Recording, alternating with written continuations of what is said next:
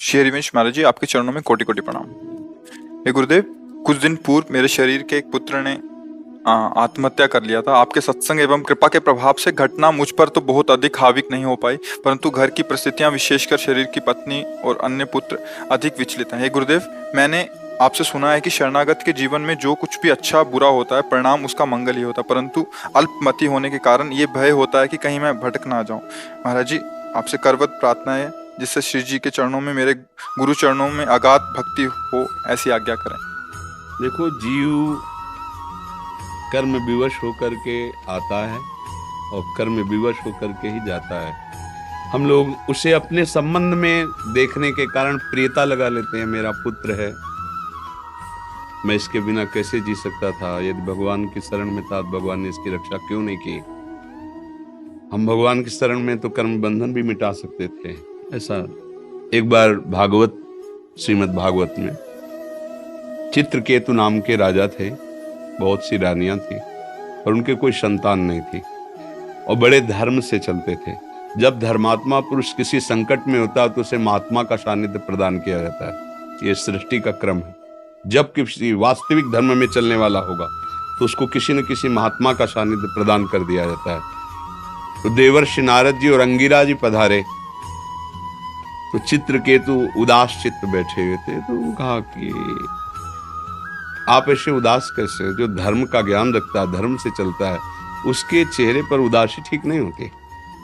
तो उनका, महाराज, इस समय मेरा मन पुत्र मोह से युक्त है, मुझे संतान चाहिए, आपका ज्ञान उपदेश नहीं। संतान मिलेगी तो मेरे को शांति मिलेगी, आपके उपदेश से नहीं। तो मुस्कुरा दिए। ममता रथ सन ज्ञान कहानी व्यर्थ ही जाती है, सिद्धांत है उनका। वैसे राजन, आपके भाग्य में पुत्र सुख है नहीं, पूर्व कर्मानुसार आपको पुत्र सुख नहीं है। तो उनका, अब हम भाग्य की बात नहीं जानते, अब आपको भगवान ने भेजा है, आपको पुत्र देना ही होगा। तो उनका, तथास्तु। सर्व सामर्थ्यशाली महात्मा है, पर आपको हर्ष और शोक दोनों की प्राप्ति होगी। इस शब्द को नहीं समझ पाए और राजी हो गए। कुछ समय बाद बड़ी रानी कीर्ति, श्रुति कीर्ति जो थी, उनसे गर्व रहा और पुत्र हुआ। अब तो बड़ा आनंद, बड़ा आनंद। जो और रानियां थीं, उन्होंने देखा अब राजा सीधे उसी महल में जाते, क्योंकि पुत्र का उत्साह। और बड़ी रानी तो हर समय, जो समय राजकाज से, वो बड़ी रानी के महल में। अब ईर्ष्या ने वो रूप धारण किया कि सब जो और थी वो सब जल गई। उन्होंने कहा कि क्या उपाय किया जाए? महाराज तो हमारी तरफ मुड़ते भी नहीं, हमारे महलों की तरफ सीधे। बोले, हम सबके बीच में एक ही बाधा है, वो बालक। जब से वो आया तब से, अगर वो, बोले हाँ ठीक, तो एक पर्सनल दासी को तैयार कर लिया, अर्थ आदि का प्रलोभन देके और दुग्ध में जहर मिलाकर रानी की अनुपस्थिति में पिला दिया और नवजात शिशु मर गया। रानी जब लौट के आई, देखा शरीर नीला, हाहाकार मच गया। फिर राजा को जब खबर गई तो पछाड़ खा के गिर गए, दौड़ते आए। वो विकल थे, मैं प्राण त्याग दूंगा, अब तो जीवन। उसी समय देवर्षि नारद जी, अंगिरा जी फिर आ गए। तो उनका, महाराज, बोले आपको याद होगा हमने कहा था हर्ष और शोक दोनों प्राप्त होंगे। हर्ष ये पुत्र हुआ और शोक की जीव का इतना ही केवल संस्कार था। बोले हमें जब होता है ना, अपनापन होता है ना, तो फिर बोले, महाराज हमें ज्ञान एक बार हमें पुत्र से मिला दो, फिर वो चला जाए। बोले ऐसा? मंत्र बल से युक्त थे, आकर्षण किया, जीवात्मा सामने आई। बोली, बेटा इस शरीर में आ जाओ, एक बार अपने पिता को देख लेने दो। तो ये पिता जानते हो कौन है? वो जीव बोला, अरे कई बार मेरी पत्नी बना, कई बार मैं इसका बाप बनाऊं, कई बार। वो जब अपना प्रवचन शुरू किया ना, बोले प्रभु हमें नहीं चाहिए, इसको कह दो चला जाए। ये हम लोग रहस्य नहीं जानते ना कर्म का, इसलिए हम सब दुखी होते हैं। एक दृष्टांत से ही समझ में आता है। दो मित्र थे, वो बंबई गए, व्यापार नौकरी करेंगे। पहले होटल में नौकरी की, धीरे धीरे थोड़ा धन आया, थोड़ा व्यापार करना शुरू किया। ऐसा व्यापार चला कि उन्होंने खुद होटल खोल लिया, बड़ा होटल, लाखों रुपया कमाई दोनों मित्र की। अब एक मित्र ने विचार किया कि एक को अगर मार देते तो पूरे होटल का मालिक मैं हो जाऊंगा। और उसको विश्वास था कि हमारा दोस्त है, उसने जहर मिला दिया, वो मर गया। कुछ दिन बाद वो अपने घर आया तो उन गांव वाले ने पूछा, तो बोले हमारे साथ थोड़ी कर रहे थे, हमारे साथ चले थे पर वो अलग चले गए थे, हमें पता नहीं कहाँ चले गए, कैसे रहे।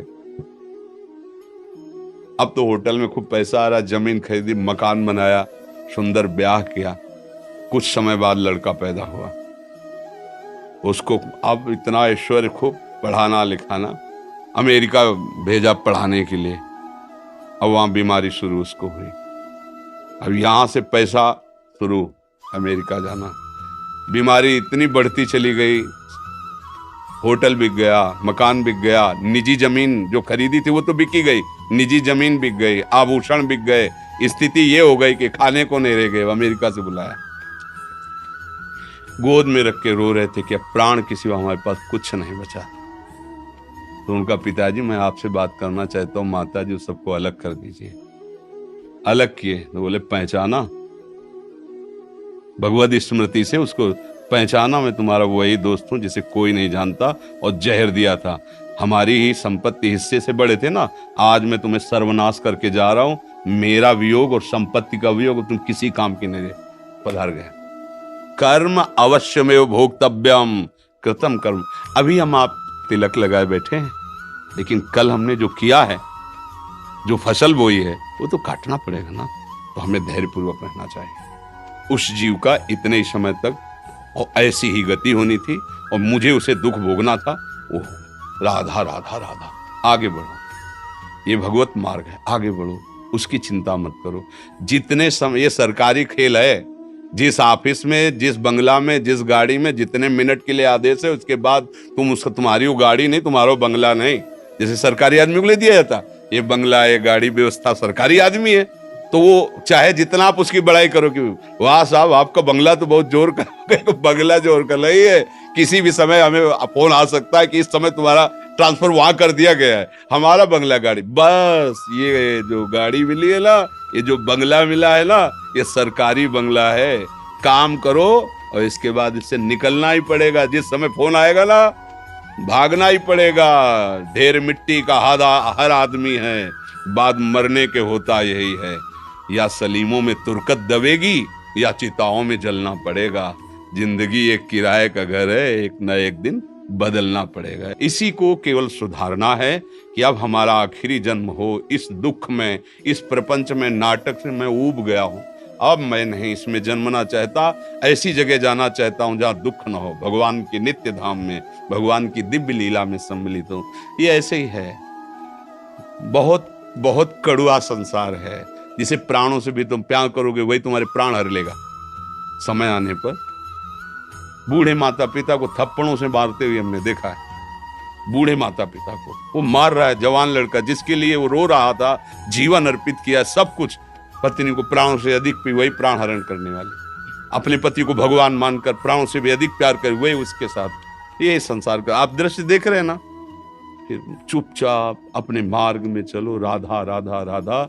यहाँ कोई किसी का नहीं है। जो हम चिल्लाते हैं वो इसलिए नहीं चिल्लाते कि हम बाबा जी हमारा कोई नहीं, इसलिए नहीं। सत्य विषय को समझोगे तो धैर्यपूर्वक सह लोगे, नहीं तो फिर ये नाम दुखालयम अशाश्वतम, दुख है, इसमें दुख ही दुख है, कहीं भी सुख नहीं है।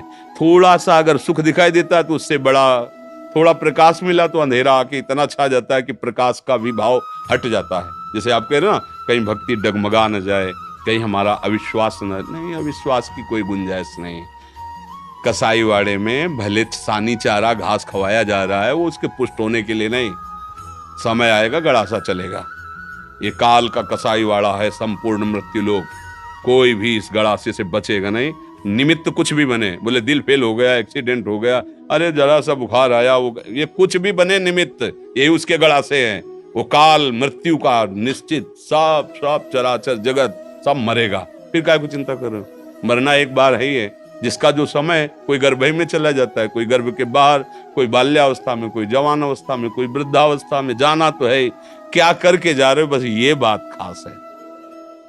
अब आप जो पीछे बिगड़ गया है उसको तो भोग लो, आगे की फसल गंदी ना होने पावे। राधा राधा राधा। अच्छे आचरण, दूसरों को सुख देना। बिना हमारे कर्म के हमें कोई दुख नहीं दे सकता, पक्का समझ लेना। हमारा कर्म ही हमको दंड देता है। अब कोई नहीं जान पाया, पर मालिक जान रहा है ना। अब वो ऐसी जगह मारेगा कि तुम किसी से बता भी नहीं पाओगे, केवल रोते रहोगे।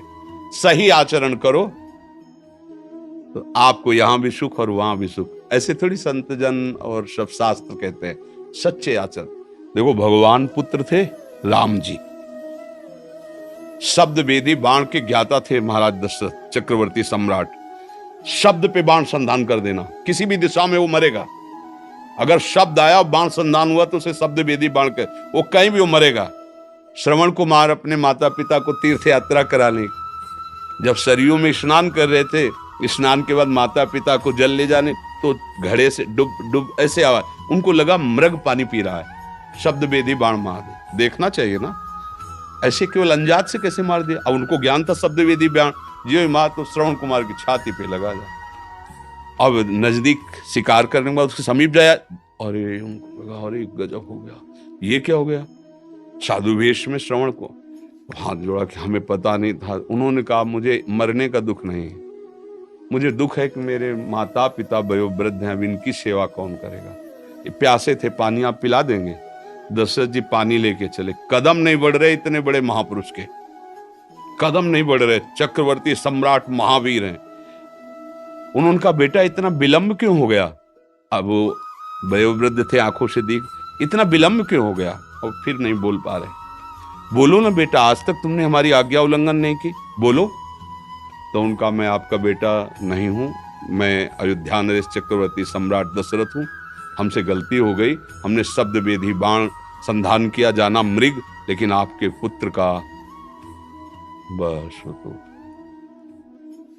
जल पी लीजिए और मैं आजीवन आपकी सेवा करूंगा। बोले नहीं नहीं नहीं, अब तो हम जी ही नहीं पाएंगे, ऐसा पुत्र हमारा था। कभी जानते हो पुत्र वियोग क्या होता है। जाओ, तुम्हें पुत्र वियोग में ही मृत्यु की प्राप्त हो, जैसे मैं तड़प के मर रहा हूं वैसे तुम मरोगे। देखो भगवान पैदा हुए उनके घर, लेकिन वो बात, वो कर्म मिटाया नहीं, वैसे ही तड़प करके हा राम कह करके प्राण त्याग। बिल्कुल ये कर्म परंपरा। इसीलिए भगवान का भजन करो और चुपचाप सहो, पीछे की फसल हमें जो है वो भोगनी पड़ेगी। आगे ऐसा तैयार करो कि हम दुख न भोगें, कोई हमसे अशुभ कर्म न बने।